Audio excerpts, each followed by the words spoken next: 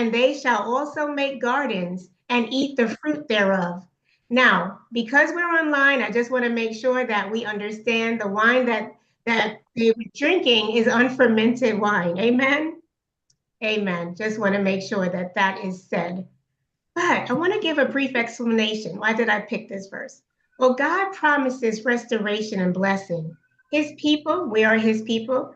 He will rebuild and he will allow us to plant gardens and enjoy abundant harvest. And it's a symbol of peace, prosperity, and divine favor. So, brothers and sisters, I pray that you will be blessed this afternoon because I know that we are in store for a blessing.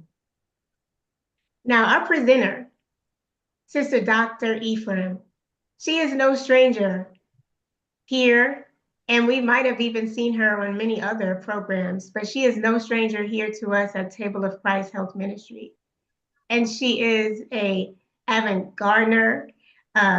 She is just so intelligent, as we know. She's always ready to share and to be a blessing for God. And she is very insightful on many different topics. So she just has so many gifts. And brothers and sisters, she's here this afternoon to bless us. So if you have any questions while she's presenting, anything that you are unsure of, we just want you to maybe place those questions in the chat or drop them, write them down so that during the Q&A session, we can all be blessed by them. Dr. Ephraim, I'm going to turn this over to you at this time. Thank you so much, Sister Courtney, and it's a pleasure to be here once again. Amen. This afternoon, we will be looking at nurture nature equals great harvest. You see, when we take care of what God has given us, we will see the results of our labor and the goodness of God. So before we jump into things, let us have a word of prayer. Dear most kind and merciful Father, Lord, I pray that your Holy Spirit take full control. Speak through me, dear God. Be our teacher and be our guide. In Jesus' name we pray with thanksgiving. Amen.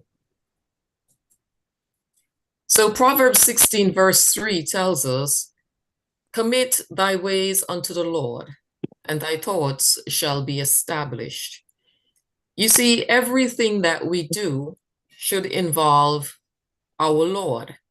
And of course, he will establish our ways, our thoughts, our everything. We must do everything within God's will, including gardening. So my introduction today on gardening tips to nurture nature. You see, in this school of gardening, we will look at simple gardening methods that yield big results.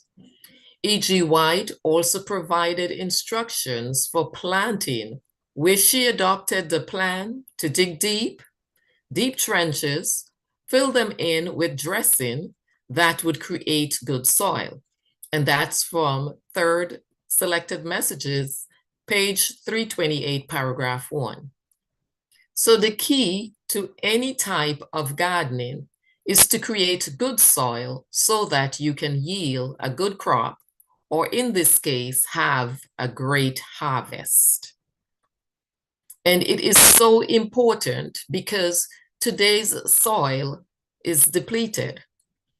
The soil today has lost its nutrients content because of all the chemicals and various elements in the air. The soil itself, it is contaminated. So I'm going to share with you 8 points of how to put back nutrients into the soil. Number 1, we need to know how to make a rich compost.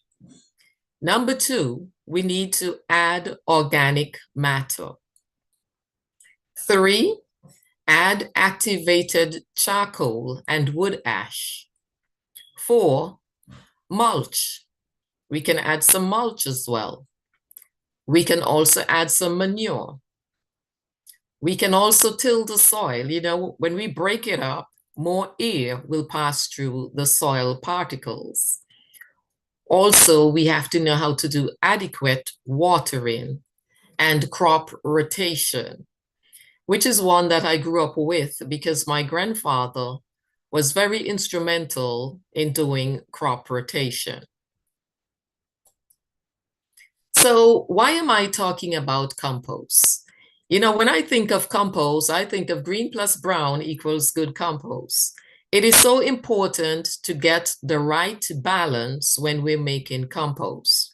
I know many times I would hear persons say, just take the skin from your fruits and vegetables and you put them in your compost bin and you will get a good compost. Now, here is the catch, right? In order for us to have good compost, we need to have the right balance. And we also need to make sure that we are getting high nitrogen ingredients and also high carbon ingredients. And that is why I'm always talking about green and brown, because they're so very important. I am not talking about just throwing out the waste and having something smelly on the outside. Because in my case, where I live in Pennsylvania, if I do that with my compost, I am going to attract the black bears and I don't want them around me. So I make sure that I make a compost that doesn't have any smell and a compost that is rich. So how do we do this? We must realize that if we have too many high carbon ingredients, our compost will take forever to decompose. And if the compost has too many high nitrogen ingredients, it will smell as high as ever. You don't want to have your community reeking, okay? Persons looking around wondering what's going on around here. So the rule of thumb, add 3 parts brown. What do I call brown? Dry leaves, sawdust, wood chips, sticks, coconut husk. For every 1 part of green, and green can be our freshly cut grass, our freshly pulled weeds, our vegetable trimmings, or even rose clippings from the garden. And then we can layer 1/2 inch of good compost, apply it to our plant in the spring, and also fall can ensure that our plants are never deficient in crucial nutrients such as zinc, selenium, and boron. And it will also help our soil to drain better. So the key to good compost that is not smelly and healthy is having greens in it, your fruits and vegetable scraps, your sawdust, your coconut husk, your cuttings from your grass and from your roses, or even your pine tree cuttings. And the pine tree, of course, we know we'll get some vitamin C in there as well. So the next task is to saturate with water. I do not use tap water because it is not healthy for crops. As we know, they add chlorine and fluorine and other things to tap water. Not only that, where I live, I do not have tap water at all at my home. I actually have a well. So one of the things that I do is that I will use a banana peel tea water. I use the organic banana peels.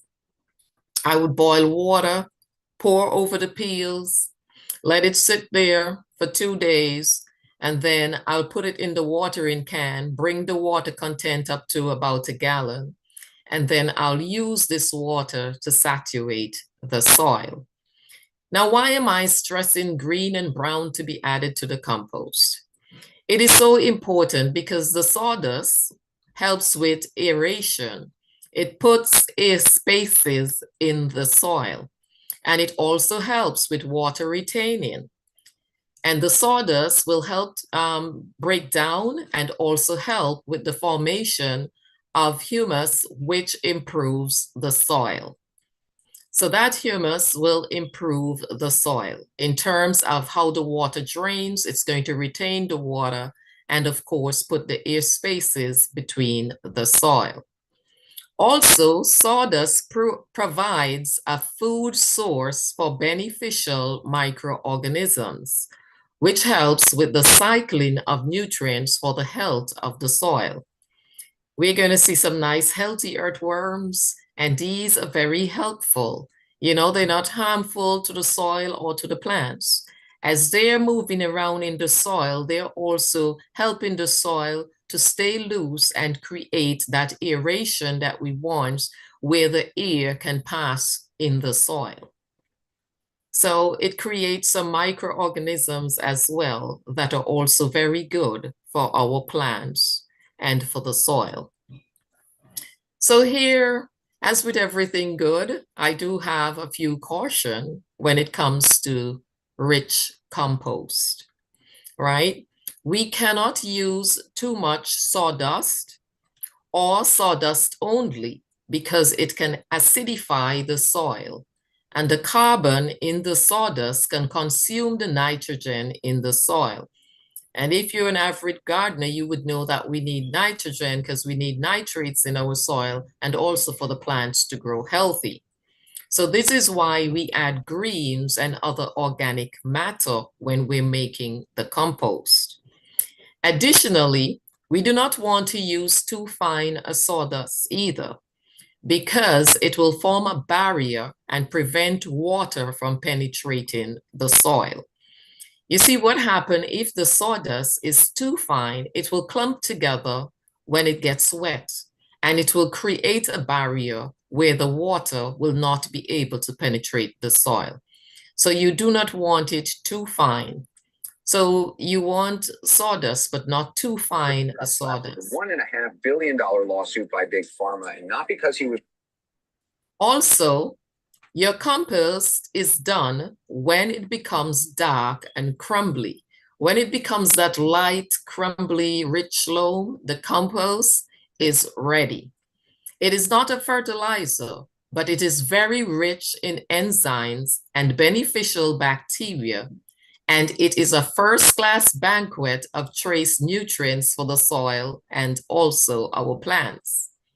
This is black gold for our plants. It is soft, black humus that we can use for our plant. So how do we mix the compost now to the soil? I actually do 1 part of compost to 2 parts of soil. Now the parts can be however you choose your measurement. If you want to do it by a bucket, if you do 2 buckets of soil, you do 1 bucket of compost. Whatever you choose to make your 1 part, just make sure you're adding 2 parts of soil to that. And your plants will truly love you for this. You will see how green and healthy they will be. So the other thing that we can do to improve the soil that is so depleted in today's world is to add organic matter.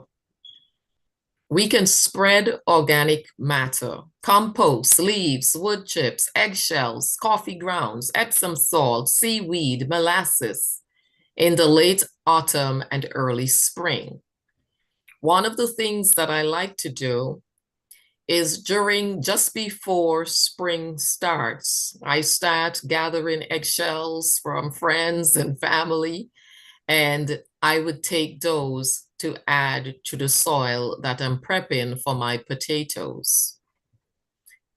So Epsom salt is another thing that I would add, because Epsom salt or magnesium sulfate can improve plant health and soil. It enhances chlorophyll production and promotes nutrient uptake.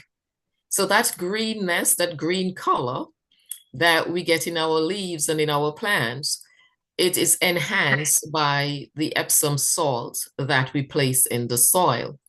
And it also helps to promote nutrient uptake. It is also great if our soil lacks magnesium, if we have magnesium deficiencies in the soil, and it is essential for photosynthesis, the plant to be able to take that sunlight and to be able to grow the food. Magnesium helps with the absorption of nitrogen and phosphorus, which makes our plants healthier. If your plants are suffering from yellowing leaves and stunted growth, that is a clear sign that magnesium is needed. So use Epsom salts on transplanted plants as well to help them to absorb nutrients. When you transplant your seedlings, you can use the Epsom salt as well because it will help these little seedlings to be able to absorb nutrients. And it can also help to deter some pests, for example, slugs. Because when we put the Epsom salt, we do not put it on the root of the plant. We put it away from the root and you put it in a circular motion. And that will keep away things like slugs. They do not like to feel anything that is not smooth, and therefore they will stay away. Not only that, it will interfere with that slime that they have, and it will dry it up, and it will also let them die. So they would avoid coming near your plants if you have some Epsom salt around it. Seaweed, another healthy organic matter that we can add. It is rich in nitrogen, it is rich in phosphorus, and even potassium. It has both micro and macro nutrients. It also have humic acid.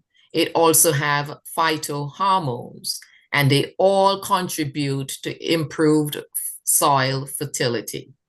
So if we truly want to enrich our soil and improve the soil, we can add the seaweed to the soil.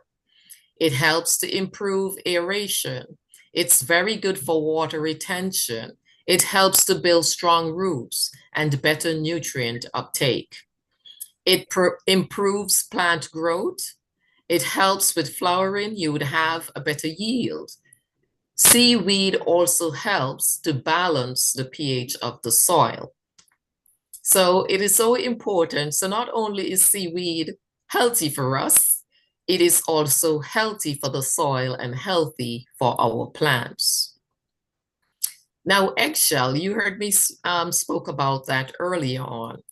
Eggshells actually add calcium to soil, which helps with plant growth and health. When crushed and incorporated in the soil, it helps with soil aeration and drainage. It also strengthens the cell walls and supports root development. So this is another one that will help with our plants having strong roots, being healthy, and being green because of the air and the drainage that is happening because of the added organic matter. Eggshell contributes to the organic matter content of the soil and helps with soil health and soil organisms. The calcium in eggshells can help to prevent tomatoes and peppers from getting blossom end rot. You know, ever since I've been planting, I've never had that issue, but I've had friends that have reached out to me about the blossom end rot, where the bottom of the tomato turns brown and or black. And that's the rot that I'm referring to. If we put eggshells in the soil, it actually helps to prevent tomatoes and peppers from getting that blossom end rot. Also, another key ingredient that we can add, activated charcoal. Now, I don't just use the activated charcoal that we buy from the store as an herb. What I actually do is to let my husband burn certain trees. He would cut them down and burn them in the backyard. And then I would use the coal that is left, and I would ground it up and incorporate that in the soil. You can also use activated charcoal if you have that and you're willing to use that. It will help to improve the soil health and the plant well-being. It actually purifies the soil. So it's very, very important at this particular time that we're living in, where the soil is so contaminated with all the chemicals and all the different, aluminum and different things that's in the air. What will happen is that the charcoal purifies the soil and absorbs harmful substances and toxins. It also helps to neutralize acidic soil, and which the plant can benefit from. It is good for aeration and also water retention. Sometimes I actually use the charcoal in the water and just use it for watering. So activated charcoal will in itself bind to pesticides, herbicides, and other organic chemicals if they're found in the soil. So if you are in an area where pesticides was used, chemicals that are not very healthy for your soil, and herbicides, the activated charcoal will actually bind to those things and that are found in the soil, and to make your soil healthy. So activated charcoal increases soil fertility and plant growth rate by over 127%. Are we hearing that?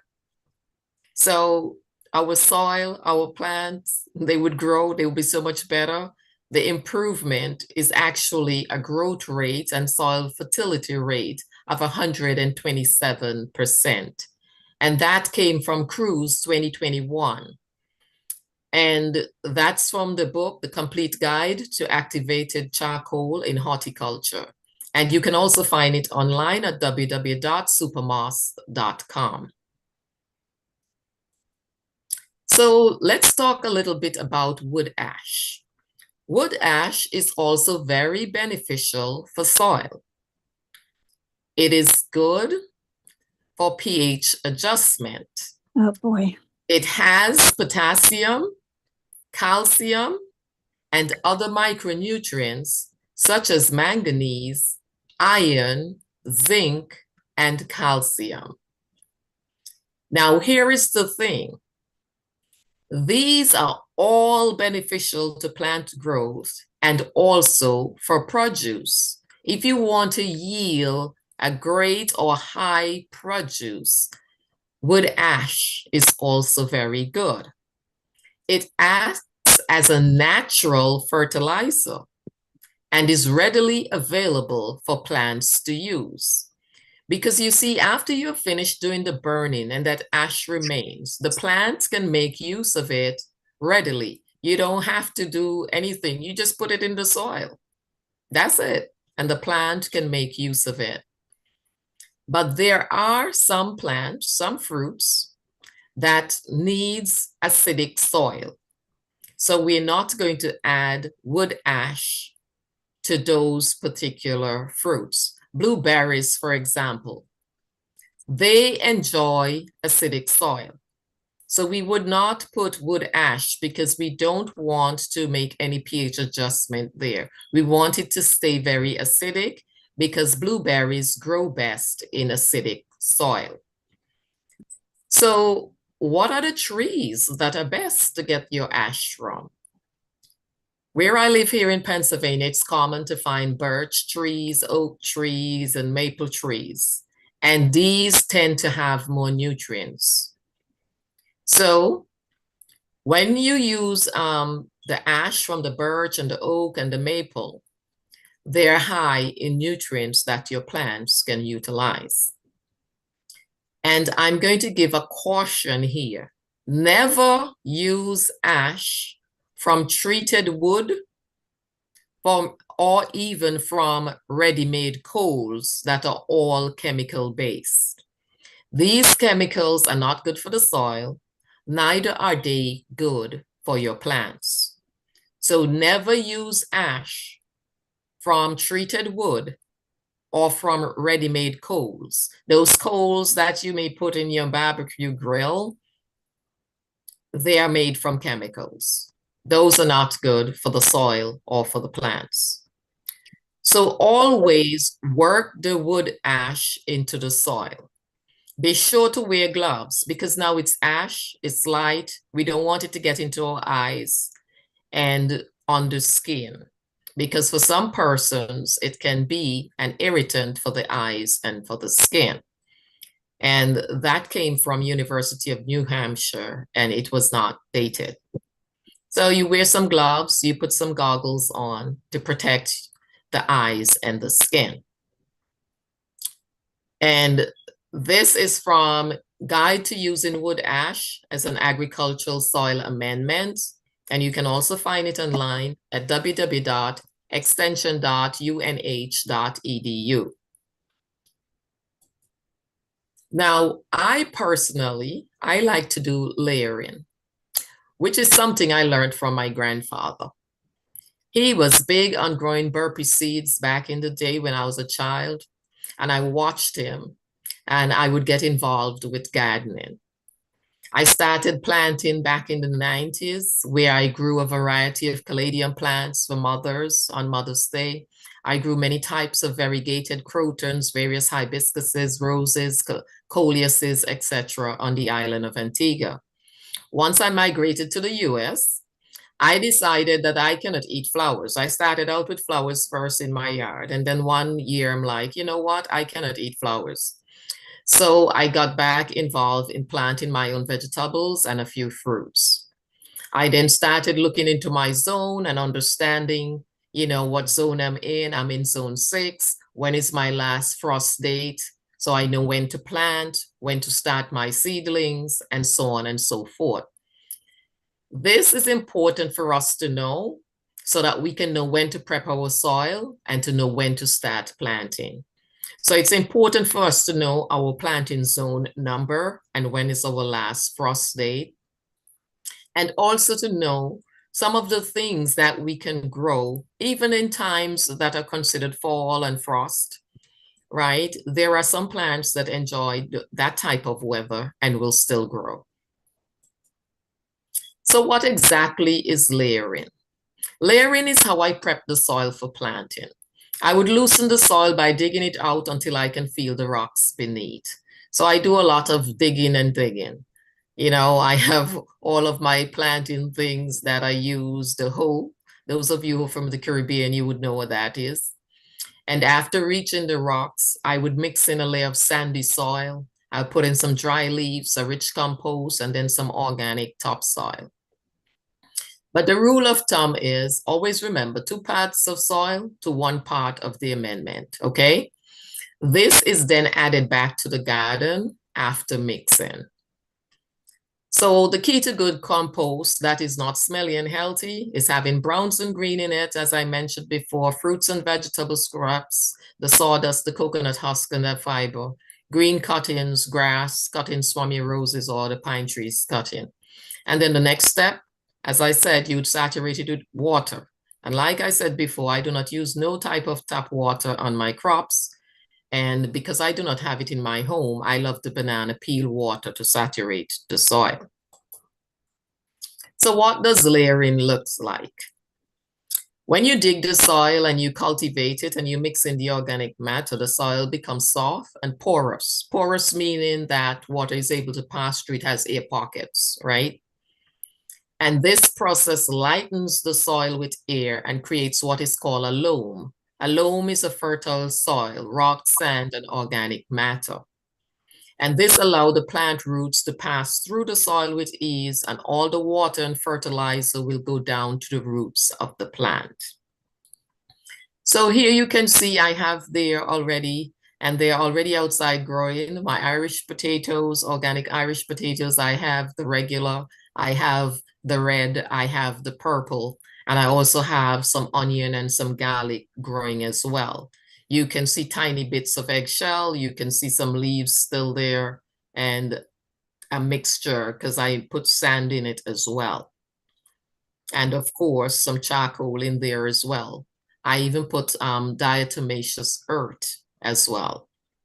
Because what I find is that anytime you want anything to really have a nice flavor, a nice taste, any type of root tubers, I find that when you use the diatomaceous earth, if it's like sweet potato, that they're really tasty.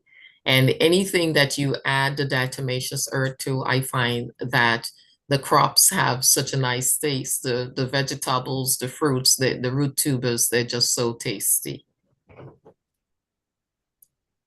So what is banana tea and why is it important?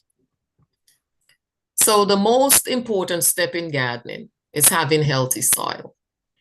The better your soil is, the better the plants will be to defend themselves from trouble, because healthy plants do not attract insects.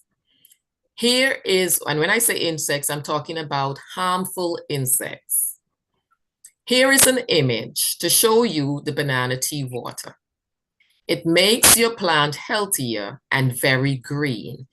The leaves of my spinach and everything, they're fairly broad, you know, everything, they're green and healthy because I use the banana peel water that I was explaining to you before about keeping the organic banana peel, pouring some hot water in it, let it sit there for 2 days. Then I pour it off and add it to my watering can here that I bought from HSN. And it holds about 1 gallon, and I fill it up with water, and then I use this for watering. So here is the magic bullet. The more organic matter you put in your soil, the lighter it becomes. And it's better for the plant because their roots can go down and down and down, and they will be healthier. So here is what they look like today. Recording in progress. These are all Irish potato right here. And I'm showing you some organic Irish potato that I got before. Because those for this year, they're still outside, right? They're growing nicely. See how healthy they look, see how green they are, see how nothing is eating them.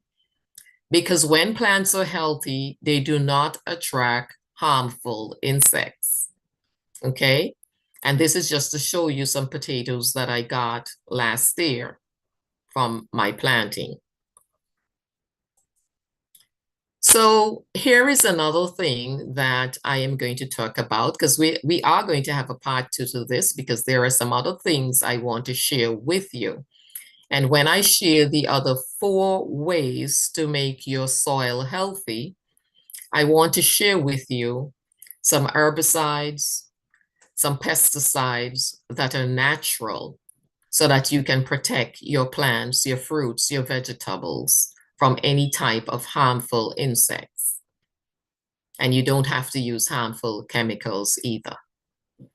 So testing and knowing the pH of your soil. It's very important that we know the pH of our soil.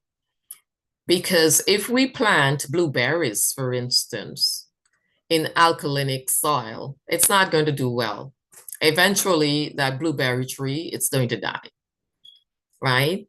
So I make sure that I have, you know, things to do my little soil testing. I have a soil tester, I have a water tester as well.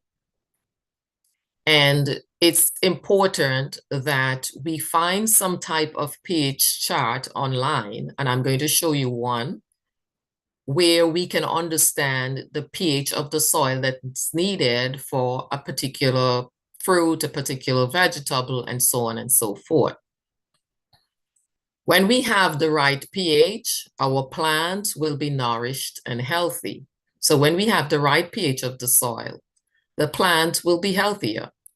According to Baker 2002, the pH level determines how well nutrients in the soil can be absorbed into the plant's root.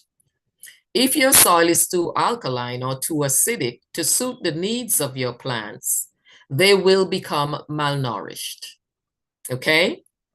Also, plants that are not well fed are easy prey for pests or for diseases. This will not be good for any gardener, especially if you're an avid gardener like myself.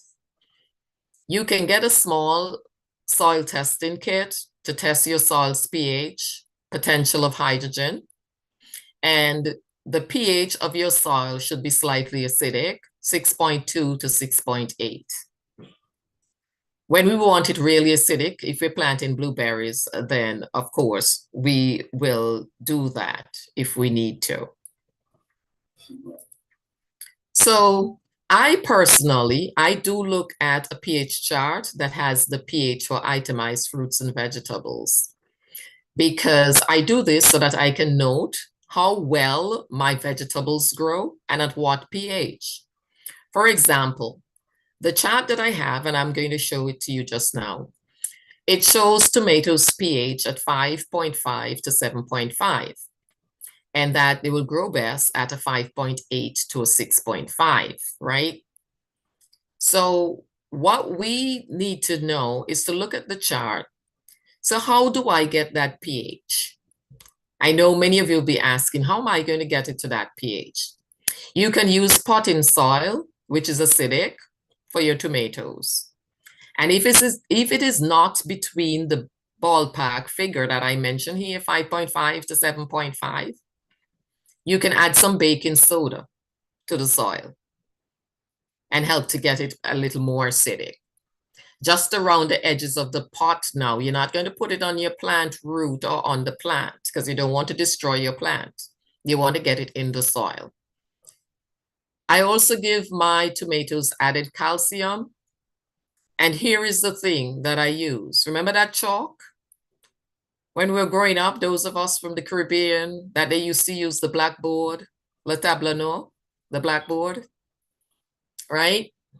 We would stick a chalk in the pot, just in one corner of the pot. That same one that we use on the blackboards back in the day as teachers. And that would help to put calcium in the soil for the tomatoes. So here I'm just telling you how you can get, if you want a certain pH, and how you can get things to the right pH. I also grow blueberries, and the pH for blueberries now is even more acidic, 4.2 to 5.0, right? Now, I am allergic to caffeine.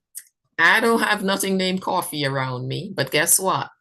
There are shops here in Pennsylvania, and there are many persons that have these shops that they do make the drinks, and I can ask for the coffee ground and I can put it in the soil to get the right pH that I need. Or I can add lime in the form of powdered limestone, right?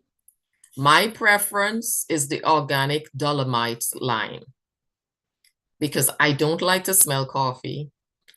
I can't tolerate it. So I use the organic dolomite lime, which is actually powdered limestone. And you can purchase it from any garden center, okay?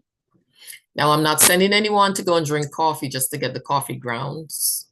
If you have a shop near you or you have anyone where you can get it from, if you want to use it, but I personally do not use it. It can be used, but I don't because I can't tolerate the scent because I do have an allergic reaction to it. So rule of thumb, the soil normally goes back to its natural pH over time. So test it at least once per year. Keep an eye on your plants that have a peculiar pH. We know tomatoes need to be more acidic, right? We have to keep an eye on those things. If your tomato has tomato end rot, you know it has a calcium imbalance, and that is why it's getting the rot at the bottom. So you must prevent calcium deficiency, hence the use of chalk. Nothing is wrong with going to the dollar store, getting some chalk and sticking it in that pot where you're growing the tomato, right? You can purchase, or if you want to purchase liquid calcium, the 5%, and add 1 tablespoon to a gallon of water, you can do that as well. This is what the tomato end rot look like. I've never really had it in my gardens, but I have friends that reach out to me and show me what they're experiencing, and that's because there is a lack of calcium. Now, growgreatplants.com has this pH chart here. So you can see the pH that's needed for potatoes, 4.5 to 6.5, pumpkin, 5.5 to 7.5, radish, 6.0 to 7.0. So you can look at all this. It has it for vegetables and trees and shrubs and so on. So you can go to growgreatplants.com and look at this pH chart, and then you can create the type of pH that's needed for your fruits and vegetables. And this is just to show you what dolomite looks like. And that's the limestone, the powdered limestone, okay? And see, says at the top, organic, okay? So less foliage equals more production. It is important to prune tomato plants, right? When we're growing tomatoes, we have to grow the plants so that the energy of the plant is not used just to produce foliage, but to yield more fruits. Tomato leaf suckers. These are unnecessary side shoots that we'll find on our tomato plants, and they are to be pruned. And those yellow or old leaves that are lowest to the soil, we prune them as well, okay? And this will help you to produce more fruits and to protect against the development of bacteria and or fungal diseases. Those leaves that are coming in contact with the soil can develop fungal issues and pests. So you don't want to leave them hanging down in the soil. You want to make sure that you prune those away. And that is why most of the times the lower levels, I get rid of them so I don't have anything there hanging. And not only that, the type of pots that I use, they will not actually touch the soil either, because my soil is never exposed. The type of pots that I use that are called grow boxes in my greenhouse, they are covered with burlap. So the burlap is on top.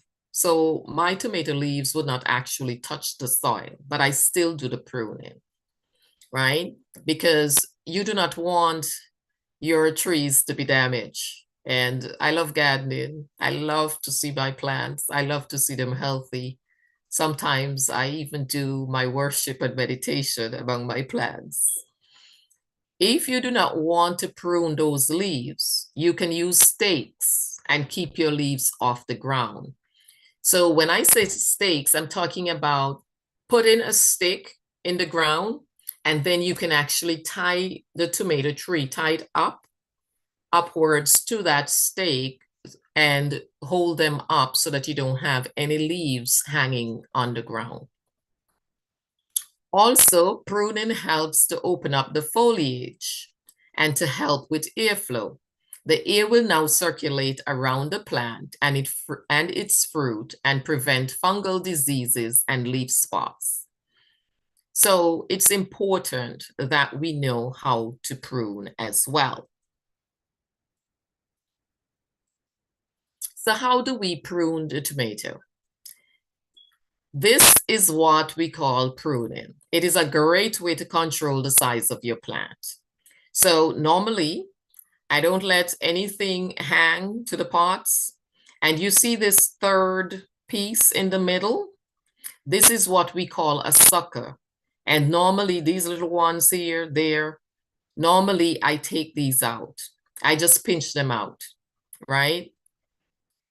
Why? Because if you leave them there, these are not going to bring tomatoes, but these foliage, they're just going to stay there, taking all the nutrients, all the water, getting bigger, and you will get less harvest.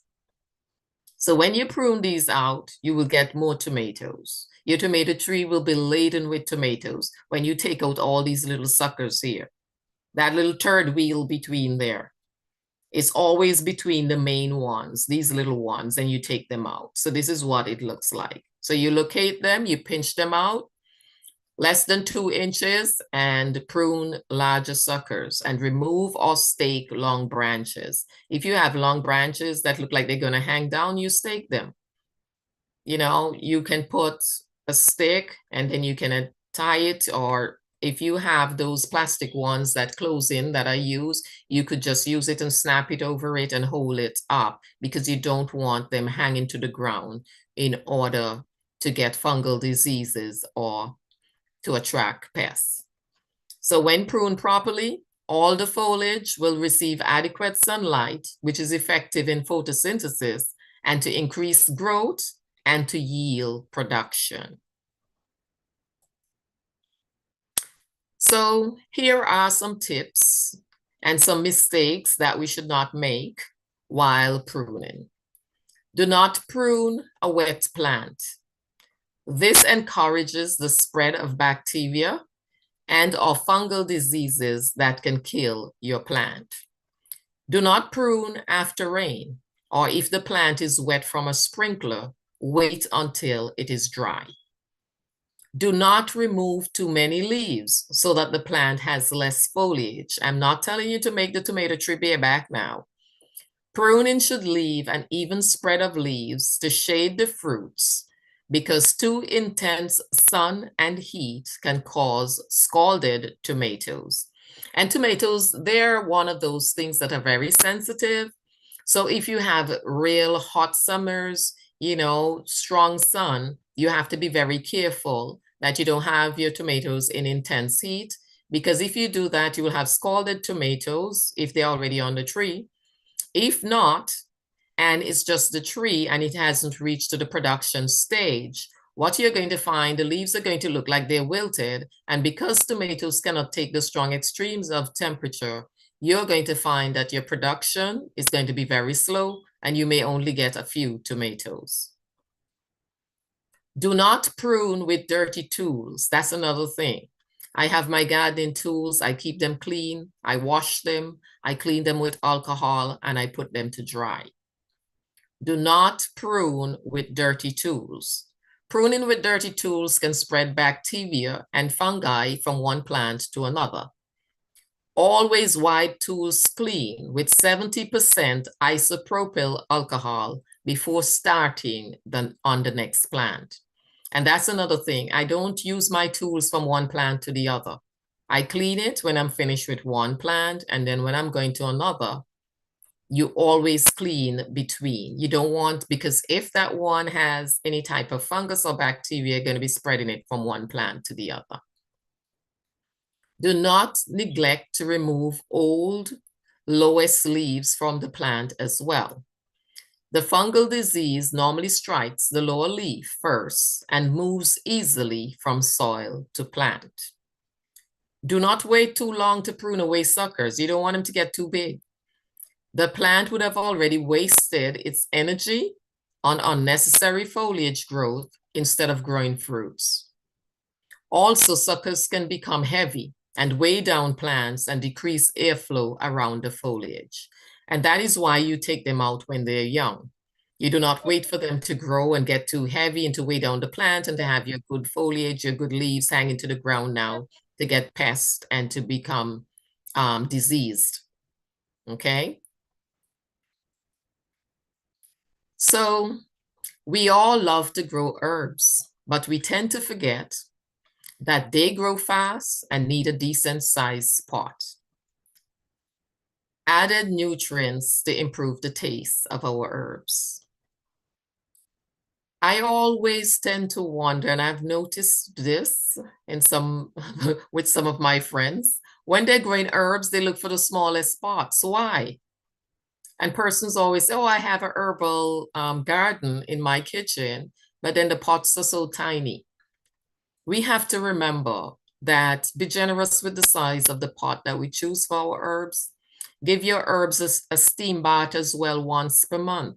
It's important. Fill a bucket with hot water.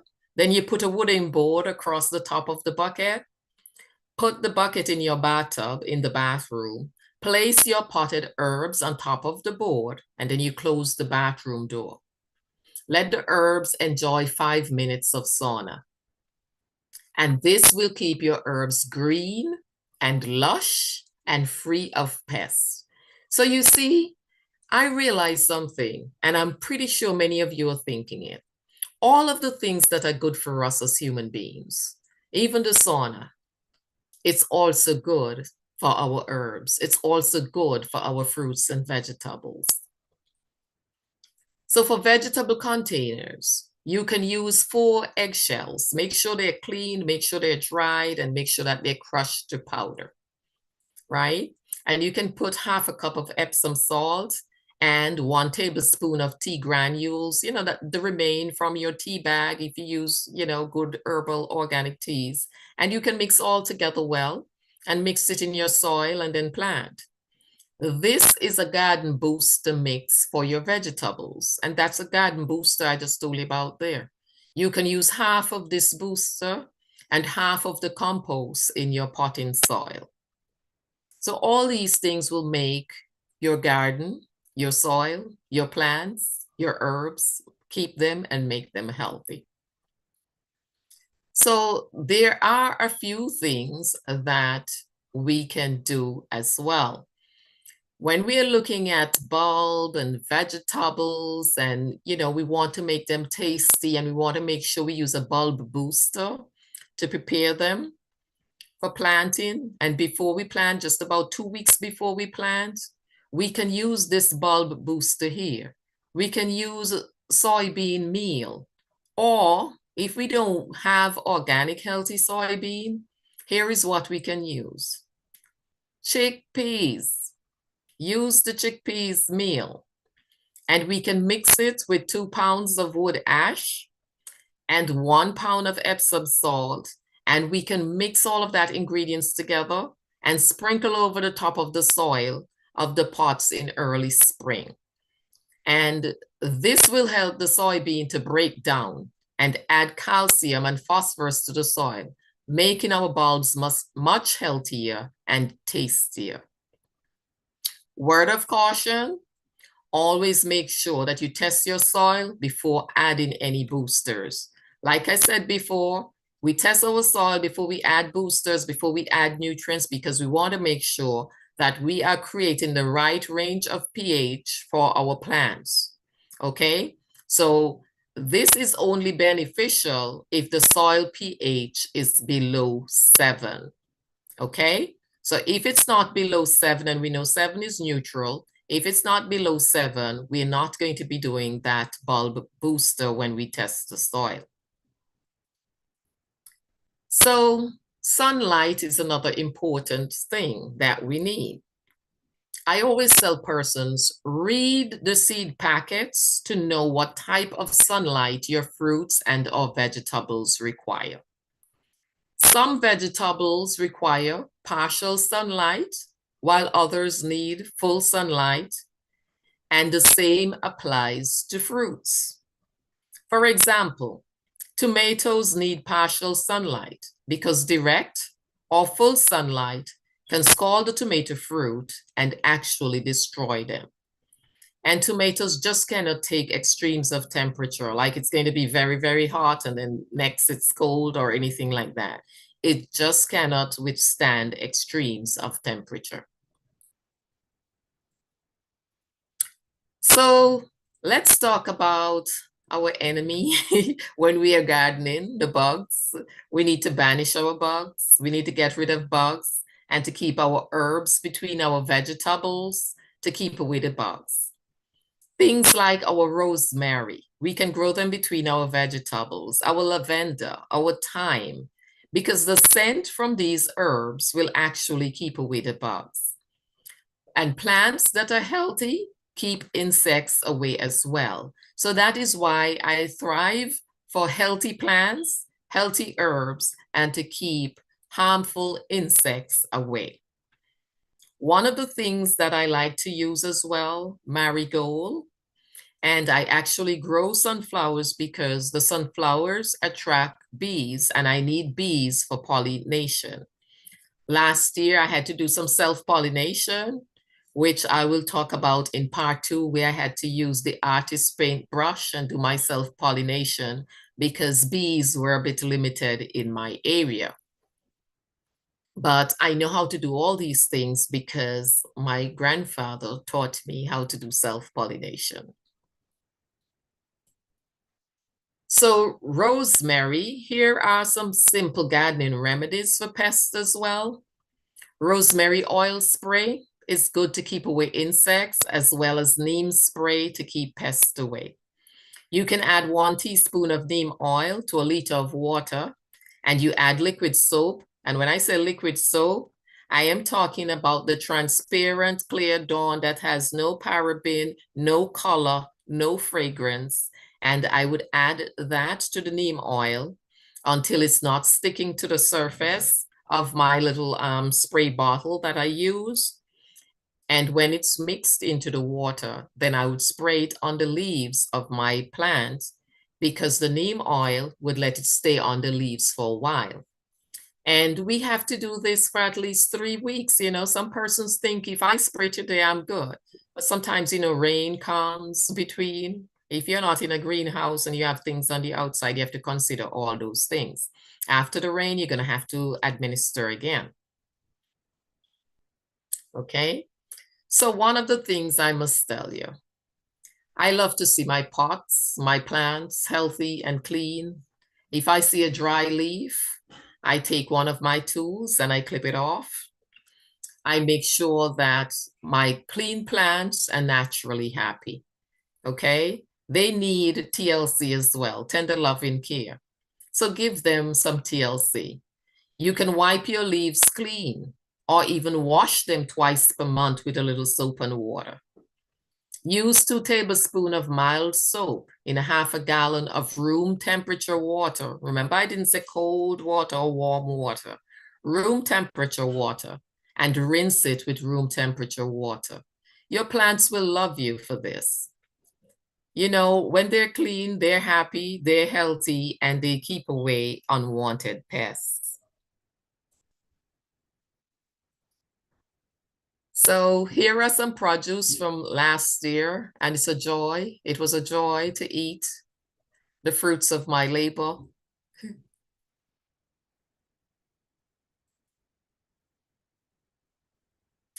So more plants and produce. You see, I have zucchini there and potatoes, and see how many tomatoes I have here just on one little 3, 6, 9, 10, 11, right? And and peppers and so on. If you do the pruning and you do it correctly, you will have a big harvest.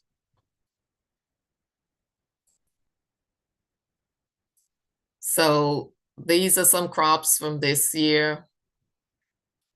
Because every year, you know, I start early, and these are some of the things that I start indoor. I started my potatoes indoor, but right now they're planted outside.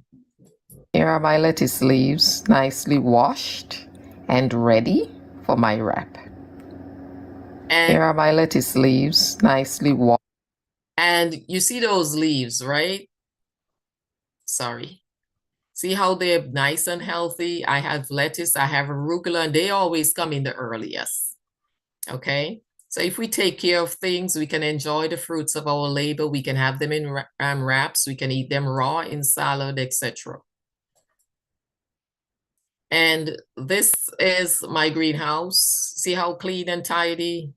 I will talk to you about that in a minute, but I just want to share with you some of the things that I have. So let me see if it plays.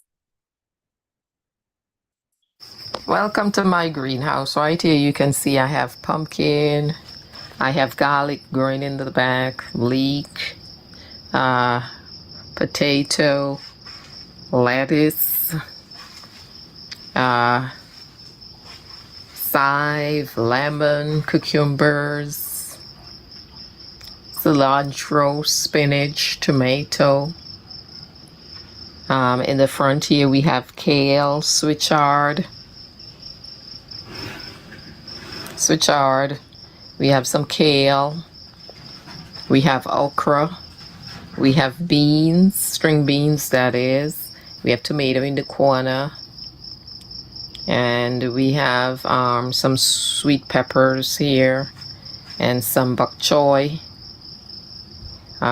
We have potatoes, that is purple Irish potatoes. We have rosemary. We have a nice head of cilantro there. And to the front here we have bitter melon. And we have some zucchini squash. And pumpkin seedling. Welcome to my. So So that's just to show you some of the things that I already have going already. And it is important. Notice that my greenhouse, it's tidy, it's clean. One of the things that I use with the cleaning of my greenhouse is alcohol, 91%. The reason for the 91%, if you have slugs in your area, the 91% will help to keep those slugs at bay, because if they go on alcohol, it's going to take away that slime and then they're going to dry out and die. Okay? So keep your plants clean, keep your pots clean, keep your plants healthy, keep your soil healthy. You know, invest, because when the servant of the Lord says that we should work the cities from the outposts and we should move into the country, it's not just about moving, but it's about self-sufficiency. So I'm an avid gardener, and it is a joy for me to plant. It keeps me healthy by getting my exercise through planting. It gives me peace, tranquility. I relax in my greenhouse. I pray in my greenhouse. I meditate in my greenhouse. And I know the joy I'm enjoying through gardening. So I'm looking forward to greater joy when I would plant my fruits in the new heavens and the earth made new, and eat from my vineyard. Isaiah 65:21 tells us, and they shall build houses and inhabit them, and they shall plant vineyards and eat the fruit of them. So God bless you all, and thank you so much for listening.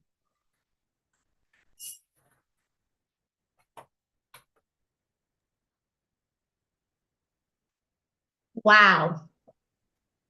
Dr. Ephraim, thank you so much for the wonderful presentation today on gardening. I am inspired, I am encouraged, and I know our participants are as well. You know so much, and I just want to thank you from the bottom of my heart for your generosity in sharing with us. As you said, you are an avid gardener, and we can tell. I see the thank yous just flowing in the chart.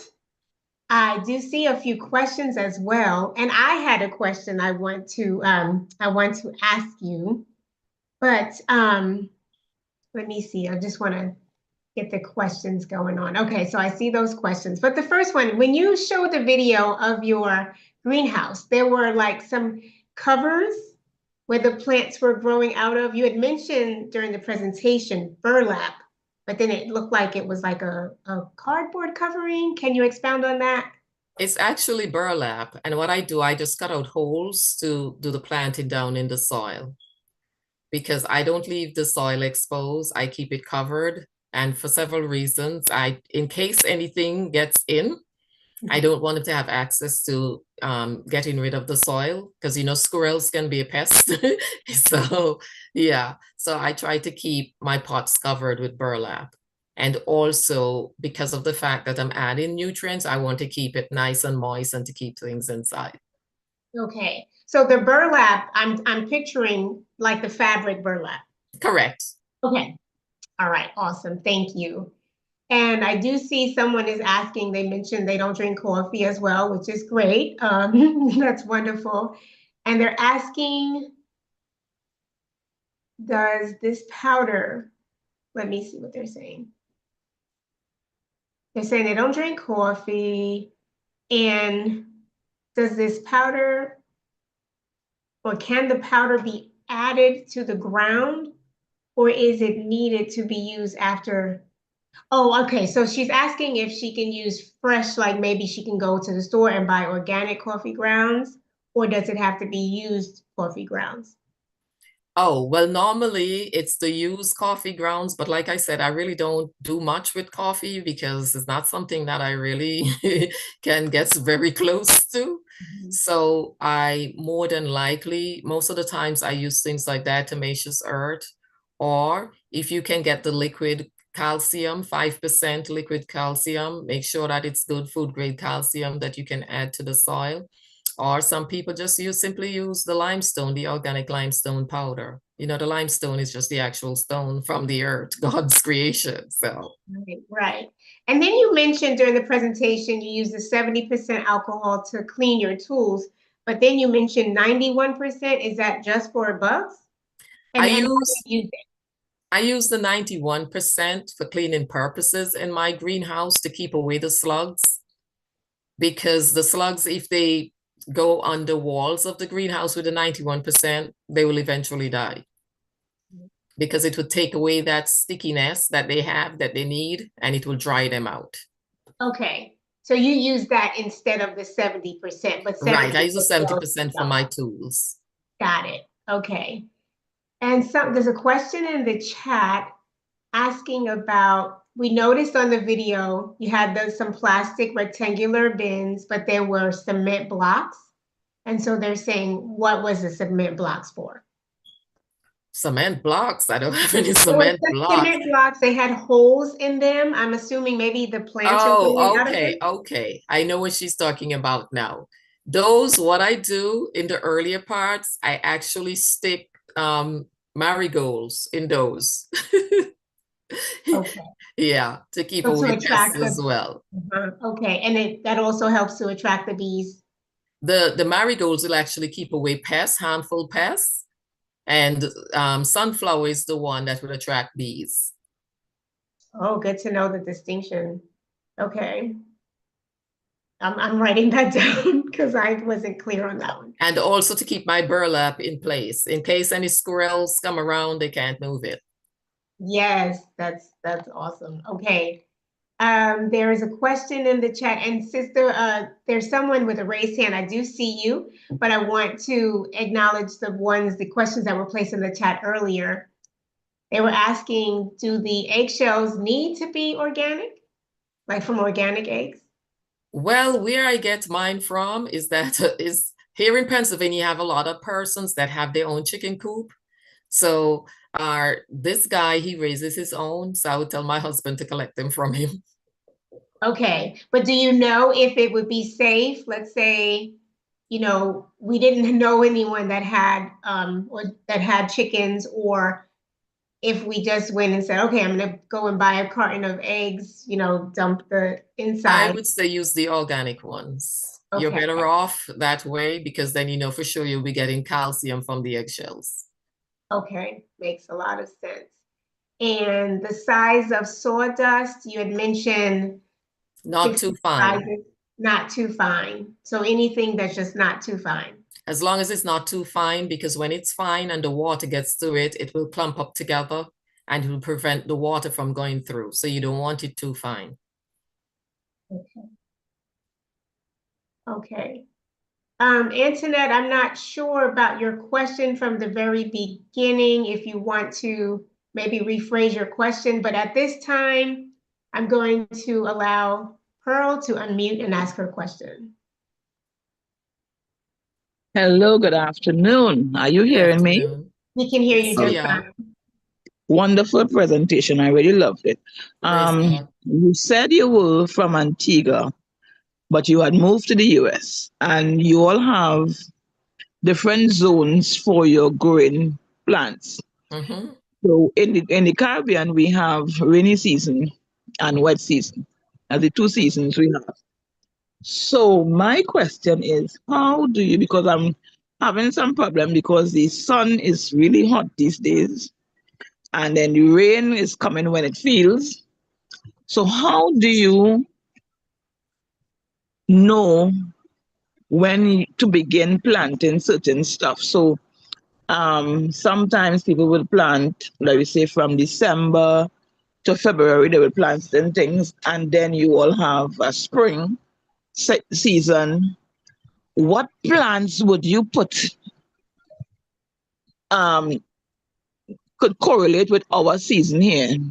Like if you have Okay. a zone 6 or a zone 7, you want to put something, how do you correlate it to with Okay. our weather? And yeah.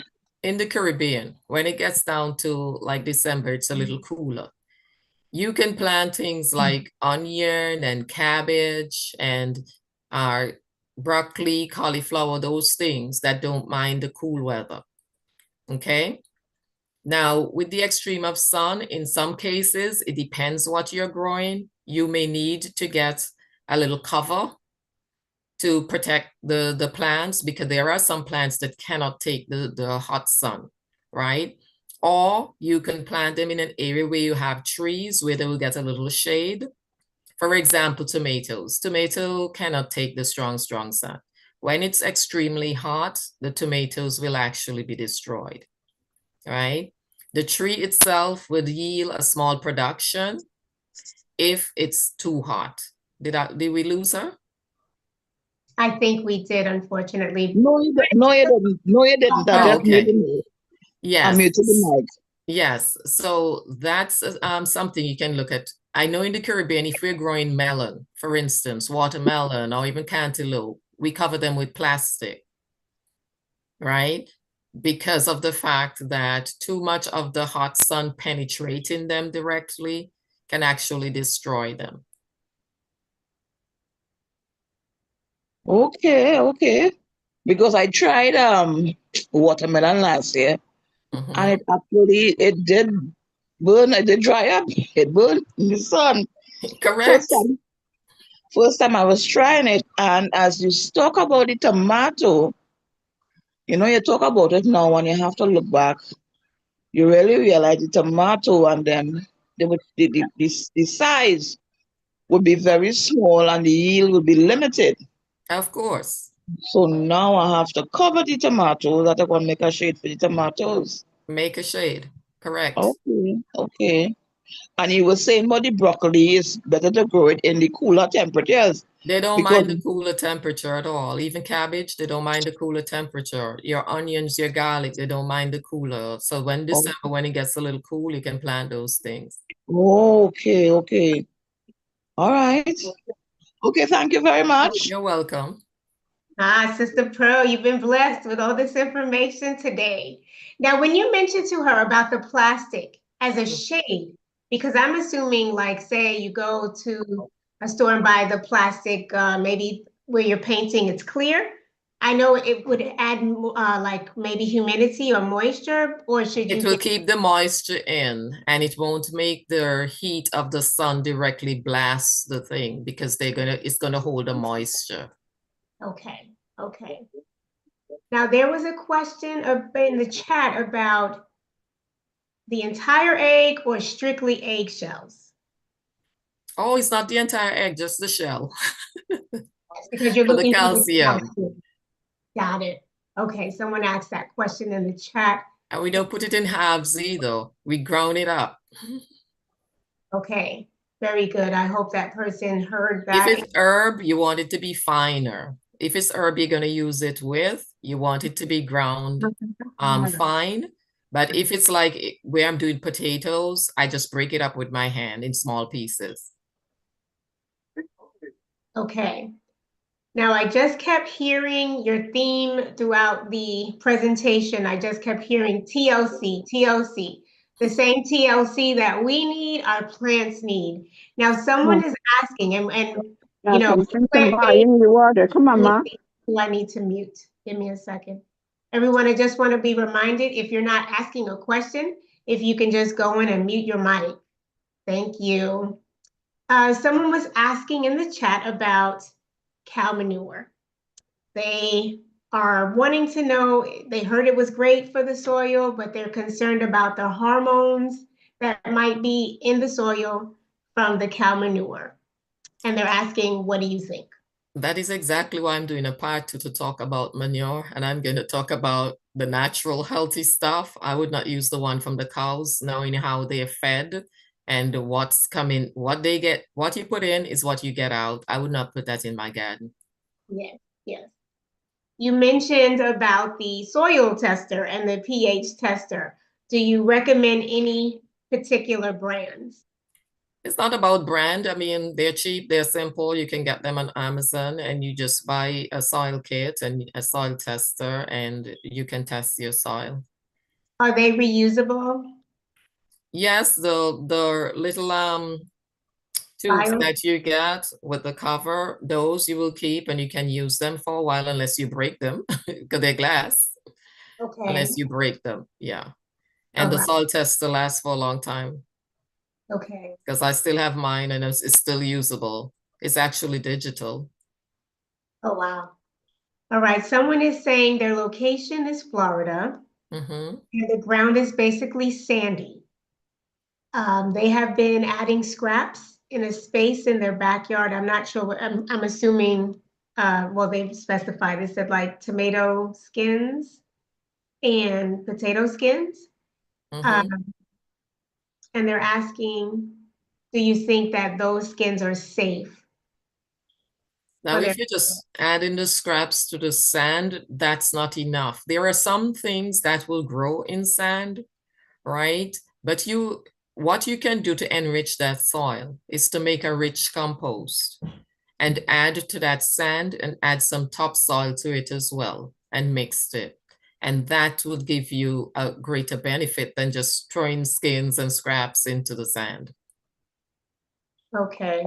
I hope that whoever placed that question in the chat just heard their answer. They're asking, is it safe to use irrigated water?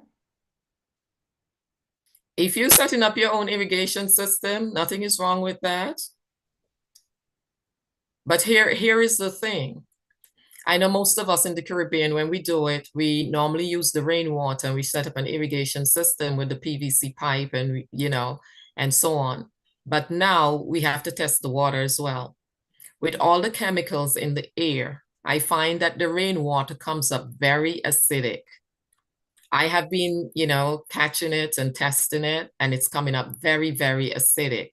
So we have to test the water to see, where it's at and if we really want to put that on our plants. A lot has changed in our world, so we have to pay attention to these things. Yes, thank you for that. Pearl, I'm going to take Veronica first, and then I'll come back to you since you've asked a question already. So Veronica, if you can go on and unmute. Hi, Dr. Ephraim. Hello, my dear. Hello. I wanted to ask, I didn't want to type this one in the chat because I wanted to make sure you could understand me well. For potatoes, there's so many different ways people say to grow potatoes. So I'm going to ask you about this. You know how, well, you may not, but some people, if their potatoes get old, they start to get eyes, or they start to get, I'm gonna say, little flowers, little leaves growing from the potato. Mm-hmm. And I've even seen it from organic potatoes.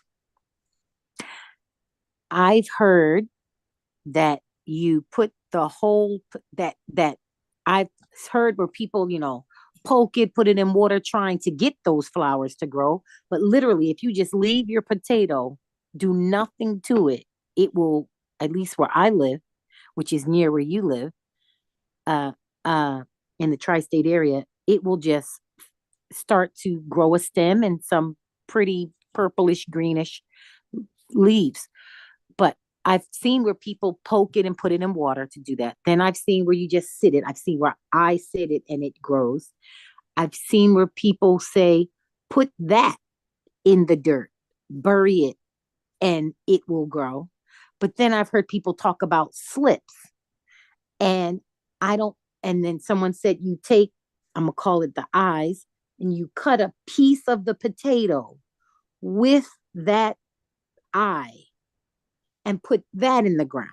Can you explain what you have found to work good for you? Because I noticed you're using grow bags, and that's what I would use. My grow bags are, I think they're 15 gallon or 30 gallon. They're really big grow bags. But can you tell me what you They can be grown both ways, because I have a friend that she would do the cutting and grow her potatoes that way. I have never cut my potatoes, and I like to grow them outdoor. Even though I start in the greenhouse, I always transfer them outdoor. So right now I have potatoes growing outside. I just put the whole potatoes in the ground. The whole potato with nothing on it. So you go buy an organic potato. I buy my organic potatoes. I keep it in darkness so that the eyes can grow. And then when the eyes start growing, as you saw sprouting coming up, then I will plant the whole potato. Even if I cover the sprout, it's okay because it will find its way up because I'm not using soil that is so hard they can't find their way up to the top, to the surface. And you don't even have to do it in dark. I guess if you do it in dark, if you want it to go quickly, because where you keep, if you keep your potato on the counter in the kitchen or on a food rack, well, you know what I mean. Whatever you keep your potatoes in the kitchen, the light is on, the light is off, the light is on, the light is off, and it'll just sprout if you leave it there for too long. Of course. And so, just put the whole potato in the ground, Correct. cover the sprout, cover it. It just has Correct. to be sprouting. It could be like right now, there's a tiny sprout on it. And I was like, oh, instead of throwing it away, let me see if I can plant this. You But can it could be a plant it tiny one. as or long it- as you have a rich loam, you can plant it because it will find its way to the top, to the sunlight. The root will go down to the ground and the sprout will grow up to the top. The stem will come right up. And the potato leaf or the sweet potato leaves are the one you can eat. I know one you can and one is poisonous. I The think sweet potato leaves can be eaten, Oh, the sweet potato leaves can be eaten. not Okay. the Irish potato, the sweet potato leaves. Also, if you have potatoes at home and they're sprouting, whether they have opened up and already have flowers or not, you do not eat sprouted organic Irish potato. And if when you grow potatoes, you see they look green. Now, I never had the issue that you see your potatoes come out with green on it. Do not eat those potatoes. Good to know. Yes, they said that it's poisonous in that state. Because I my have never niece, had it, but I've actually seen persons with potatoes in their home, and you see they start getting on what we call the eyes. You do not eat the potatoes in that state. You don't cook that to eat. It's That's for interesting planting. because my niece Googled, because we had some organic ones and we forgot about them. And she Googled and it said you could just take them off and eat them. Eat the Really? potatoes with the eye. Oh, really? I And always then hear it, you don't eat them when they start sprouting. They have the eyes. and then I Googled because I was learning how to do the compost, and it said not to put certain things in your compost like tomatoes, citrus. It said not even because I thought that I had potatoes in my basement covering them, thinking that's how I get them. And then when I went to go get them, they had bugs. So I said to throw them all out. And at first I said, wait a minute, why don't I just put it in my compost? But I Googled and it said potato skins, because they're so funny and it could have, I'll say, a certain harmful growth on it, Would not make a good compost.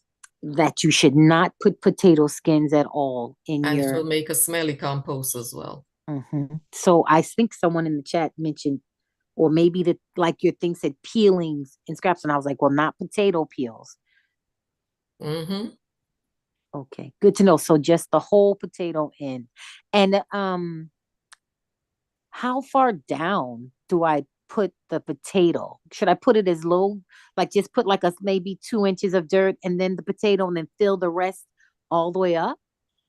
Well, you put them as far down as you can go. I don't really measure that, but I put them as far down because I want a lot of potatoes. So I'm not going to do a shallow, because what happened when the potato is ready, start pushing up, and you would see it exposed. So you know that they're getting ready. And then you would see the top where you have the greenery start drying up, and you know that your potatoes are ready. So I try to dig as deep a hole as I can possibly dig because I want a lot of potatoes. So I don't want to give it a shallow avia. So as soon as it starts growing, it starts pushing up, and then I can see it, or animals can see it, and it's not even ready. So you make sure that it's nicely covered. Yeah, I would use a grow bag. I'm not using the actual ground. Oh, I plant them outside. I only start them there and then plant them outside. Oh, you transfer them from your grow bag? Yes. Oh. Mine, they're planted outside now. The picture that I showed, they're actually outside. Yes, I did see. I remember that one by the house or whatever. Yeah, they're like, outside. yeah. Okay, All thank you. right. Thank Thank you. you so much. You're welcome. Just to clarify, when you transfer them outside, are they in larger pots outside, or are they in the ground? They're in the ground, no They're in the pots. ground. Okay, because that was one of the questions that was in the chat. Should they? Let me They're see. in the ground. They're in the ground. Okay, I just want to make sure I asked that question correctly. But I do understand that you can grow them in grow pots. I definitely have asked on another platform that you can grow You can. potatoes, and I've actually seen them. But when you see that grow bag, how big it is, you're gonna have to use a really big grow bag to do the Some potato. persons even grow them, because I saw a gentleman that grew a lot of potatoes in cardboard boxes. I have never tried it. I like them on the outside. Yeah, I saw that as well, because that was another question Yeah. that someone is saying, can they grow them in a laundry basket? You know, like a tall laundry basket. And I would assume yes. There was a question about, I just want to clarify that question.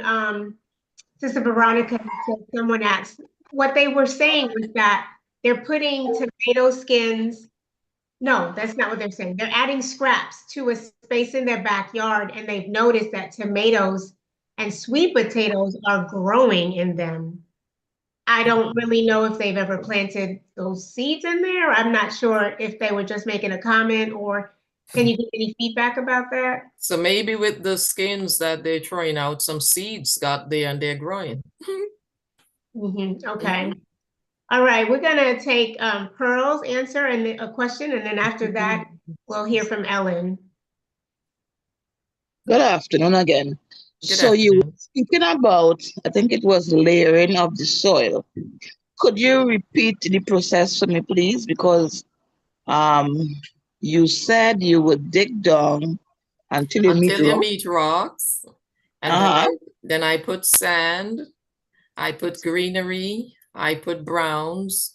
Greenery can be whether you want to use grass, whether you want to use cuttings from your roses, any type of greenery.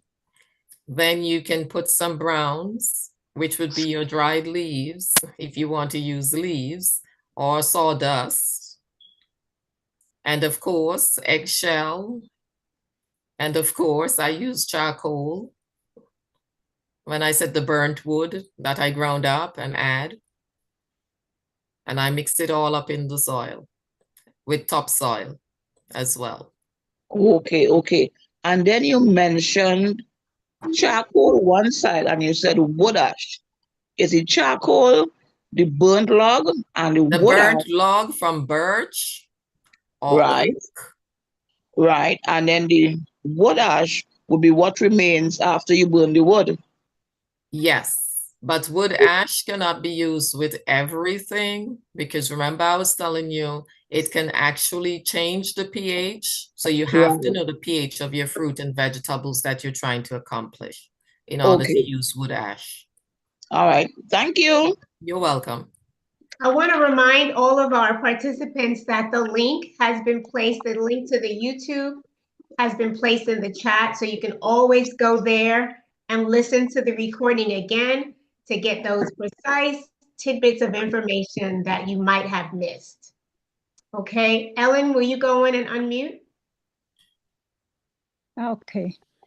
All right. Thank you, Dr. Ephraim, for that very informative presentation. Praise God. I'm wondering, what's been your experience with planting kale and collard greens? Because this has been my problem.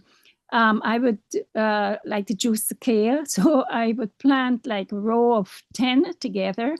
And then for the past 2 years, what has been happening, one of them would start to get aphids on the side of the leaf, and then it spreads to all the others.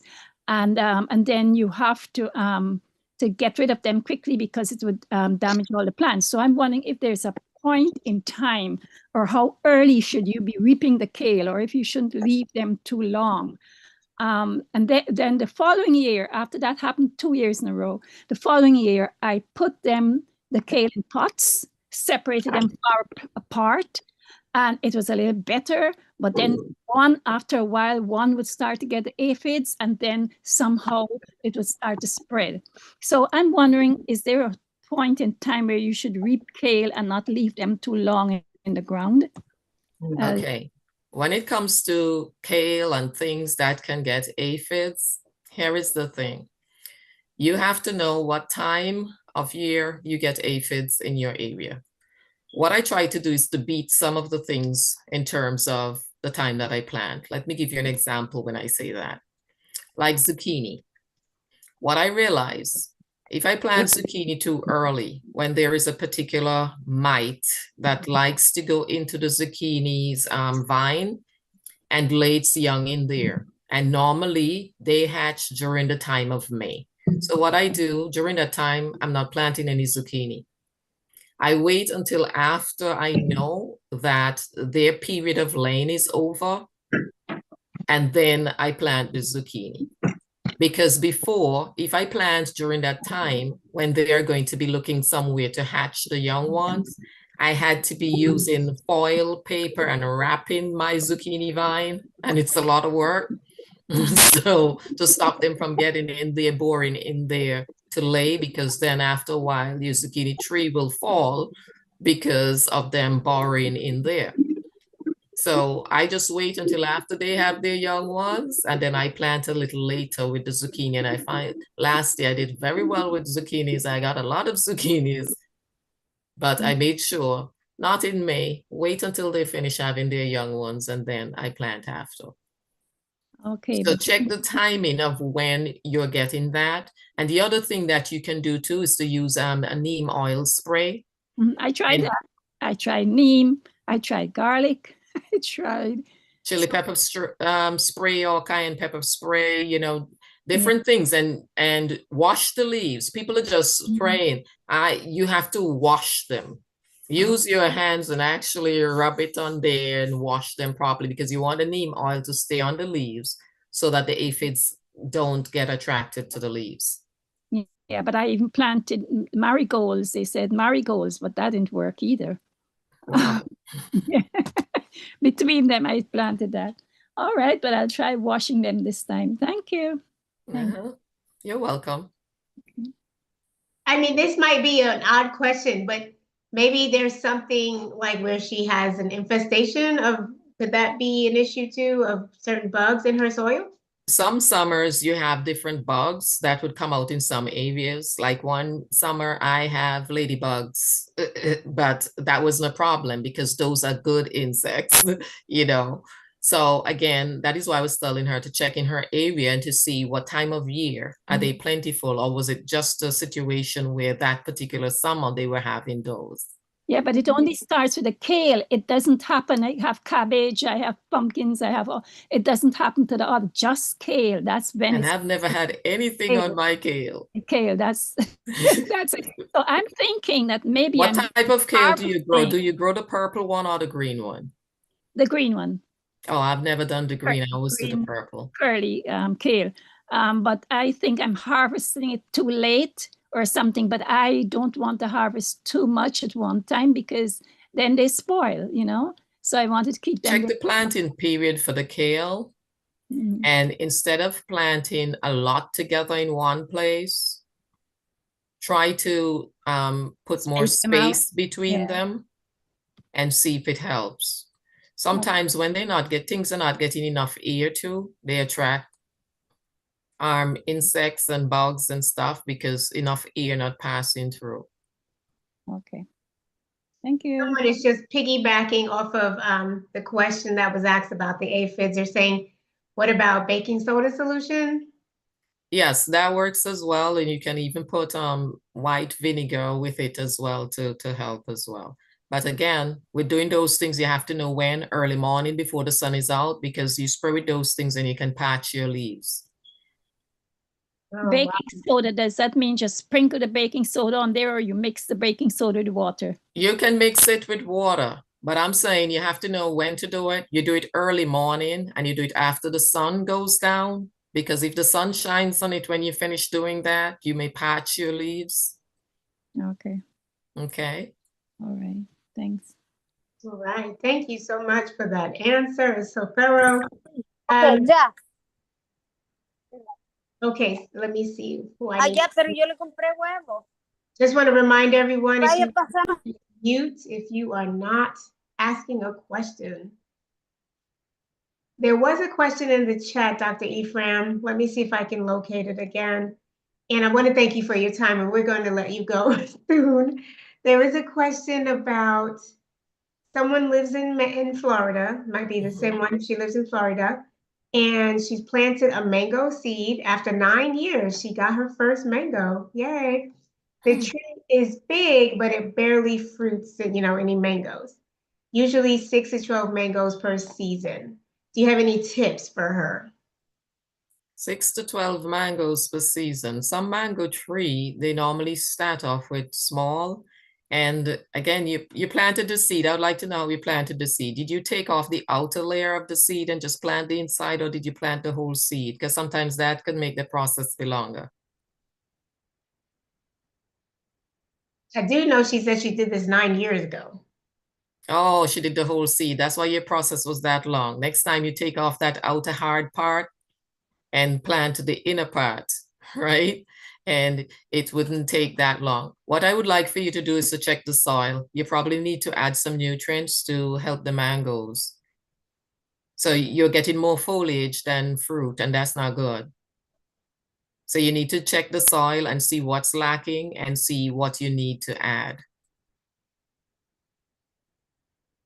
Okay, I hope that whoever put that question in the chat, I hope you heard that response. That was really good tip. And we are going to, if there are no other questions, if you can just raise your virtual hand. Okay, and so they're saying, with mangoes being from a tree that was planted so long ago, is it safe to eat those plants? The mangoes, they're asking if it's safe to eat the mangoes from that tree because it's Okay, planted so long the ago. mango leaves. Oh, the leaves? Mango leaves are healthy. You can use the mango leaves, of course. You can use it to make a tea. It's very good for when persons have things like Parkinson's and different things. Of course, nothing is wrong with the leaves. Okay, Use the young ones, not great. too older ones. Right. Okay, we want to thank you so much for sharing such a wealth of information. You have so much knowledge, and we can tell you are very passionate about what you're doing. And your presentation was just very easy to follow. So we want to thank you for that. You have truly enriched and inspired us. So, and we're looking forward to part 2. Again, I just want to remind everyone that the link to this recording has been placed in the chat. And I want to encourage everyone to not only view it again, but like it, okay, and share the video link with someone, okay? So if you like that video, what you're doing is you're making it easier for someone who might have a question about gardening, natural gardening, and to find it on YouTube. It increases the algorithms, okay? So please go on and find that link in the chat. I will place it again, and like and share the video. Let me just, Sister Courtney, yes. I just wanted to comment. It's also a great way to support the ministry. Some people say I don't have money to donate, but when you like, share, and subscribe, when you share the flyer, you are getting the message out. It is helping the ministry, and the ministry will be more visible and eventually get certain perks from YouTube when we like, share, and subscribe. So consider it as saying thank you when you do that. This is very, very true, everyone. Thank I you so hope much, you did that. Veronica. Yes, thank you for that tidbit. We appreciate it. And I do see Rosario in the chat. Just want to say hello to Rosario. All right, brothers and sisters, we want to thank you so much. We know that you could have been anywhere, but we know you did not want to miss today's presentation. All right, it is such a blessing to know where your produce or your fruit are coming from. So why not let them come from our backyards? All right, let us bow our heads and have closing prayer. Gracious God, dear Heavenly Father, I pray that everyone today was encouraged to plant. And as we begin the work of planting, Father, we ask for your blessings upon our efforts. Please continue to grant us wisdom and understanding as we care for the soil, for the seeds, and for your creation. We ask that you guide our hands, you guide our minds, that we may plant with purpose, with patience, and with skill. May our gardens grow strong and fruitful under your watchful care. Please bless our labor and let it be a reflection of your beauty and your goodness. And not only are we nourishing or seeking to nourish ourselves, Father, but we know that we want to be a blessing to other people. So, Father, help us to have this in mind. In Jesus' name we pray. Amen. Again, we want to thank you for your time, Dr. Ephraim, for sharing your Welcome. wisdom and your passion for gardening. Everyone, enjoy the rest of your Sunday and be blessed. And we encourage you to come back and join us Monday through Friday. So tomorrow morning at 5:30 a.m., we have our prayer line. Okay, it's Monday through Friday during the week. Not only do we have prayer where we pray together, we share together, we learn of the goodness of God together. There's also programs during the week evenings that TOC has as well. They have Bible studies. What else do they have? So many things, so many things. Prayer So and Fasting Tuesday. that's right, prayer and fasting Tuesdays. So you don't want to miss these blessings. The link that you signed up today to join us is the very same link that you can use to access all of these informations. All of these presentations. And if you are not part of our WhatsApp chat, please take a time and join today so that you can be aware of everything that is going on, because it is a lot going on and you will be blessed. All right, everyone. God bless you, Dr. Ephraim. God bless everyone that's on tonight, this afternoon. And again, enjoy the rest of your Sunday. Bye-bye.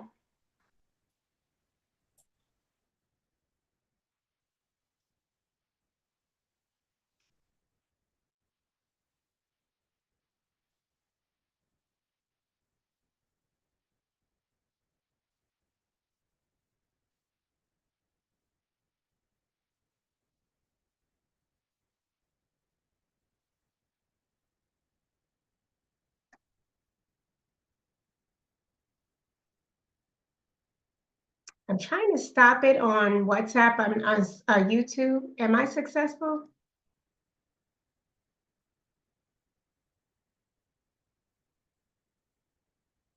Hmm.